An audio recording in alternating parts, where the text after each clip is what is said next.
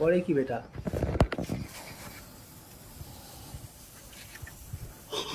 ফুটো করে দিয়েছে বেটাকে।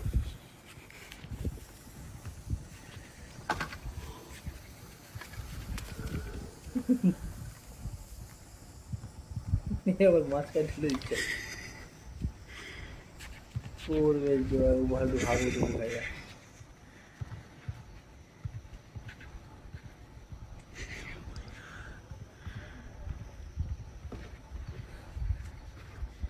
কত টাকা দাম হবে এটাকে বলবো পুরোপুরি।